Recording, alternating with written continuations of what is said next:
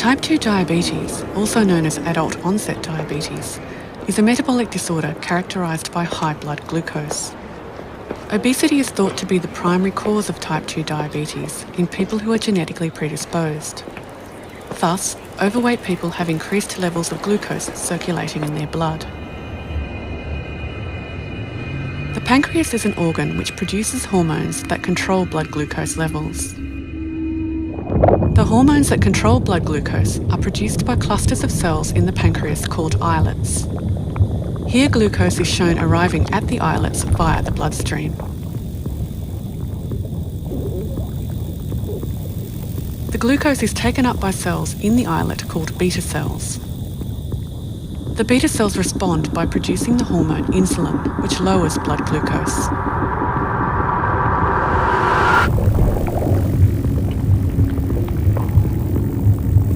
In type 2 diabetes, high levels of glucose stimulate the beta cells to produce lots of insulin to lower the blood glucose levels.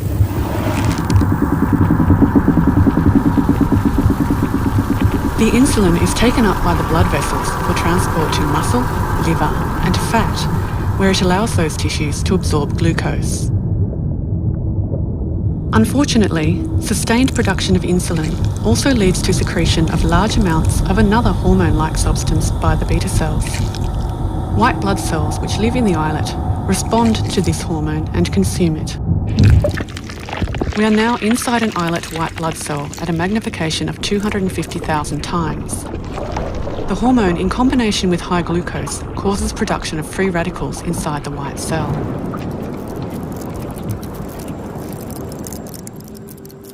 The free radicals activate a sentinel protein that originally evolved to protect us from microbial infection, causing it to unwind.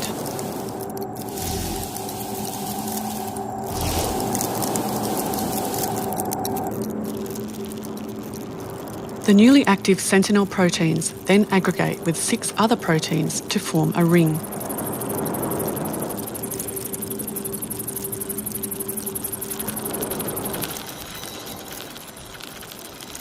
Seven adapter proteins then bind to the ring. The adapter proteins work to capture specialised inactive proteins from the surrounding cell fluid, bringing 2 halves together to form the active whole, which is then released.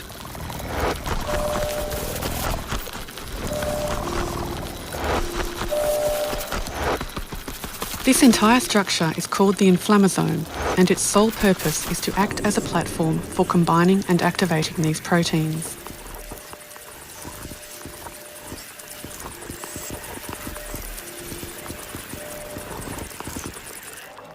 The newly active proteins then convert yet another small signalling protein, splitting it into its active form. This protein is the key protein involved in inflammation in the body.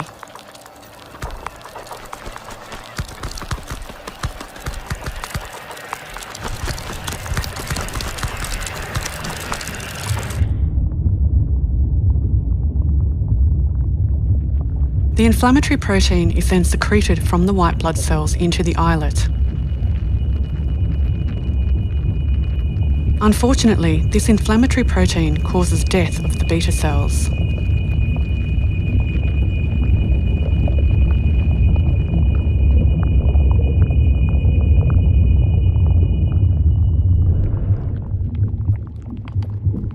Over time, beta cell death causes the islets to shrink, accelerating disease progression.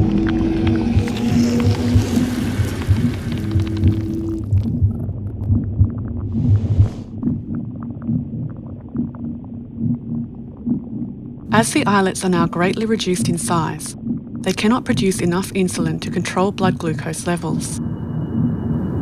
Over time, high blood glucose causes damage to many different tissues throughout the body. What originally evolved as a defence mechanism against infection now seems to be a driving force for inflammation in type 2 diabetes. Chronic diseases associated with inflammation are the most common diseases of ageing in the Western world and represent our greatest health threats in the 21st century.